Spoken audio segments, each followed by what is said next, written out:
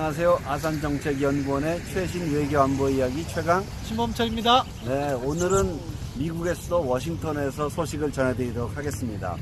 2월 27일, 28일 베트남 하노이에서 제2차 미국 정상회담이 열렸는데요. 어떠한 합의도 없이 결렬됐다는 것이죠.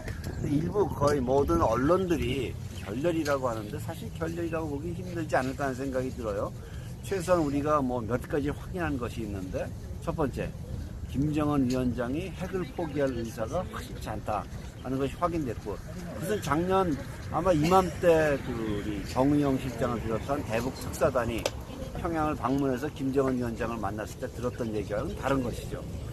두 번째는 미국은 확실한 비핵화를 원하고 있다. 우리가 일부에서 스몰 딜이냐 부분적 비핵화냐 이런 얘기를 많이 하면서 걱정을 했는데, 그것보다는 확실한 비핵화, 완전한 비핵화를 가겠다는 얘기를 했다라는 점에서 어떻게 보면 굉장히 안심이 되는 부분이고요. 또한 세 번째는 대북 경제 제재가 제대로 작동을 하고 있고 북한한테 고통을 주고 있다. 그래서 이것이 굉장히 유명한 수단이다라는 점이 확인됐습니다. 그래서 아마 김정은 위원장이 미국에 대해서 제재 해제를 요구했다는 것이 아마 그것을 반증하는 것이라고 생각을 합니다. 마지막으로 생각해 볼 수 있는 것이 미국이 북한의 핵 프로그램에 관한 상당한 정보를 갖고 있다. 굉장히 김정은 위원장이 놀랐다 그러죠. 네. 아니, 이러한 네 가지 정도를 우리는 하나의 성과를 볼 수 있지 않을까라는 생각을 해봤습니다. 근데 이번에 김정은 위원장과 트럼프 대통령 간의 정상회담 어떻게 보셨어요? 결국 진실의 순간이 밝혀졌다 생각합니다. 네. 북한은 비핵화 의지가 없었고, 네. 김정은 위원장의 전략적 결단이라는 것은 아직 내려지지 않았다. 그렇죠. 따라서 우리가 이 문제를 바라볼 때 현실에 기반해서 네. 문제에 접근을 해야지, 우리가 보고 싶은 것만 봐서는 절대 풀 수 없다 그렇게 생각합니다. 근데 이번 회담 결렬에 대해서 트럼프 대통령이 굉장히 파토를 냈다? 이렇게 얘기할까요? 아니면 어떻게든 트럼프 대통령이 그 결렬의 주 원인이다. 아니면 또 일부에서는 갑자기 볼튼 대사가 끼어들어서 강경하게 입장이 바뀐 거다. 이렇게 예상을 한다는데, 여기 와가지고 워싱턴에서 여러 사람들 만나보니까 어때요?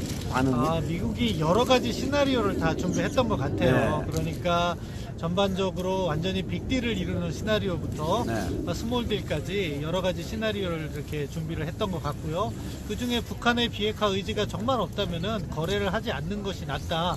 그러한 준비도 해서 협상에 임한 것 같더라고요. 네. 그렇기 때문에 특별히 트럼프 대통령이 판을 그 자리에서 흔들어서 그게 안 된다 그렇게 보는 것이 아니라, 미국은 스티븐 비건 특별대표의 평양 방문부터 계속해서 북한이 과연 비핵화 의지가 있느냐, 어디까지 북한이 핵을 내려놓을 것이냐, 그에 대한 미국의 상응 조치는 어떤 것이 돼야 될 것이냐, 다 준비를 해가지고 갔는데, 결정적인 것은 영변을 내놓겠다면서 북한이 제재의 실질적인 부분을 다 해제해달라고 하니까, 그렇죠. 네. 미국도 그럼 그에 상응하는 미공개 농축 우라늄 시설을 포함시키자, 이 부분을 제기했는데, 김정은 위원장이 그것에 대해서는 거부를 한 거잖아요. 그렇죠. 그러다 보니까 아직은 북한이 핵을 내려놓을 전략적 결단을 하지 않았다, 이런 판단을 해서 그래서 노딜로 결정한 것 같습니다. 네.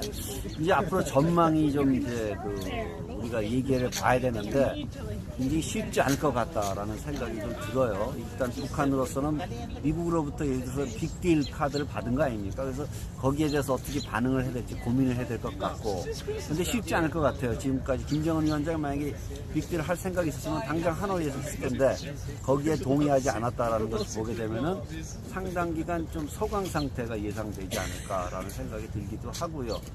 또한 사실 어떻게 보면 북한이 이번 기회를 놓친 것 아닌가라는 생각이 들고, 따라서 일부에서 벌써 이제 북한이 어떤 도발 모드로 가지 않을까, 이런 걱정도 좀 하고 있어요.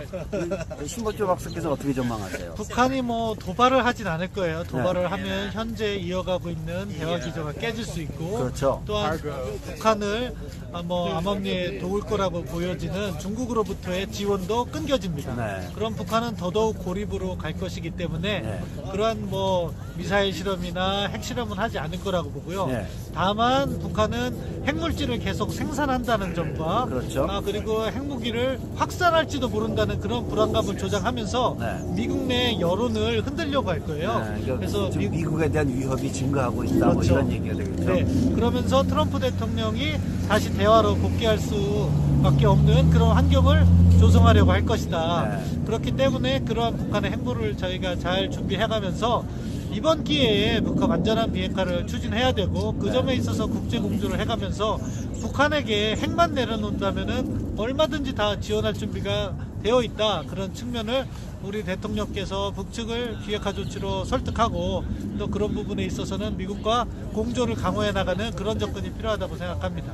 신범철 박사께서 중재자란 말을 안 썼어요. 그렇게 보게 되면 미국과 북한의 딱 가운데 서서 양측 간의 거래가 이루어지도록 하는 그러한 모습이 아니라 한미 공조를 튼튼히 하고 그것에 기반을 해서 북한의 전략적 결단을 받아내야 된다. 이런 말씀이잖아요. 예, 그렇습니다. 기본적으로 우리가 뭐 대화를 촉진시키는 역할을 하는 것은 저도 지지를 하는데요. 네. 근본적으로 우리는 중재자는 제3자거든요. 그렇죠. 그런데 북핵 문제에 있어서는 우리는 당사자고 네. 결국 북한 핵의 위협을 받을 수 있는 잠재적 피해자이기 때문에 이 문제를 주인의식을 갖고 반드시 풀어야겠다 하는 접근을 해야 되는 거죠. 네.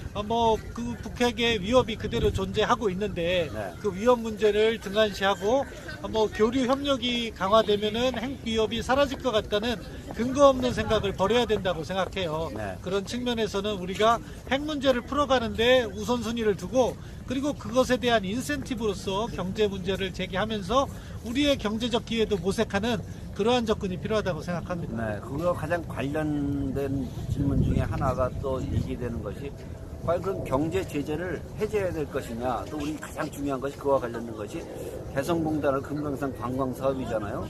문재인 대통령께서도 뭐 그 NSC 회의하고 난 다음에 얘기는 어떻게든 좀 뭔가 해보려는 그런 정말 의지를 보이고 있는데 과연 이것이 타당한 것인지에 대해서 의문을 갖게 돼요. 어떻게 되면 한국이 스스로 앞장을 서서 우리가 북한에게 가장 효과적으로 쓸 수 있는 그런 지렛대를 약화시키는 것 아닌가. 또한 어떻게 보면 국제사회가 지금 대북 제재를 유지해야 된다는 어떤 공감대가 있는데 거기서부터 이탈하는 것 아닌가. 따라서 어떻게 보면 한국의 이 국제적 고립이 자초되는 것은 아닌가 이런 걱정이 돼요. 어떻게 생각하세요? 그렇습니다.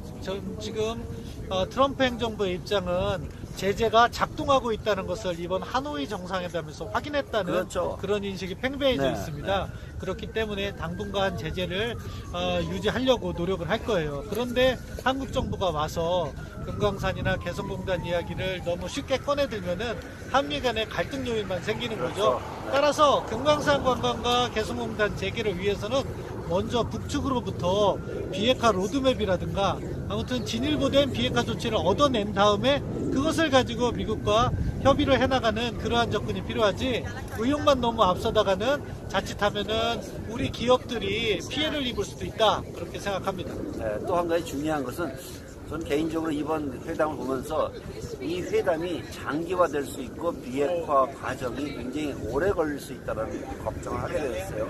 그렇다면 그 비핵화 과정을 안정적으로 관리하고 비핵화의 속도를 촉진시키기 위해서는 한미 동맹이 굳건해야 되고 연합 방위 체제가 튼튼해야 되는데 그 트럼프 대통령의 기자회견에서 말이죠. 연합 훈련은 아주 프로보커티브하고 비싼 그런 워게임이다라고 해서 뭐 한국이 돈을 대지 않는 이상은 뭐 이거 중단해야겠다 이런 얘기를 했단 말이죠. 좀 걱정되는 부분이기도 해요. 그래서 이러한 두 가지 부분에 있어서 우리 좀 튼튼한 한미 동맹을 유지하기 위해서 뭐 우리가 비용을 더 댈 수 있다면 되는 것이고 연합훈련 같은 경우만 해도 전 개인적으로 과거의 수준으로 다시 올리는 것도 우리가 고려해 봐야 된다고 생각해요. 일단 현 단계에서 대화의 모멘텀을 살려나가기 위해서는 뭐 일단 규모를 축소하고 사실 이 뭐 훈련이 중단되는 건 아니죠. 일단 명칭을 바꿨다라는 것이기 때문에 새로운 명칭하에서 연합훈련이 실시되기는 하지만 일단 규모가 축소됐다는 면에서 솔직히 조금 걱정이 되는 부분도 없잖아 있어요. 이 부분에 대해서는 우리 신 박사께서 어떻게 생각하세요? 예, 말씀하신 것처럼 아쉬운 부분이고 지금 이 순간도 북한의 핵무력은 계속해서 증강되고 있는데 우리 연합방위 태세만 약화되고 있는 거죠. 결국 훈련을 하지 않는 군대라는 것은 기존의 전투력을 유지할 수 없게 되기 때문에 그렇죠. 네. 반드시 적정한 대비 태세를 유지해야 된다. 그래서 말씀하신 것처럼 지금 당장은 북한을 대화로 견인하기 위해서 우리가 연합군사 훈련의 규모를 줄이고 이름도 바꿨지만 북한이 만약에 대화로 계속해서 복귀하지 않는다면 내년부터는 예년 수준의 군사훈련을 해야 된다고 생각합니다. 네, 네. 그것을 위해서 우리도 어떻게 이것을 준비해 나갈 것인가 플랜 B에 대해서 한미 군사당국이 논의를 시작해야 될 시점이라고 생각해요. 그렇죠. 그러니까 우리가 가장 긍정적인 결과를 바라면서도 다른 한편으로 우리가 바라는 결과가 나오지 않았을 때를 대비한 그런 준비도 해야 된다라는 것이 굉장히 필요한 것 같고요. 뭐 물론 하노이 회담이 어떤 합의도 없이 결렬됐다라고는 하지만은 또 하나의 새로운 기회가 찾아올 것을 기대해 보면서 오늘 최신 외교 안보 이야기 워싱턴에서 보내드리는 것을 마무리하겠습니다. 감사합니다. 감사합니다.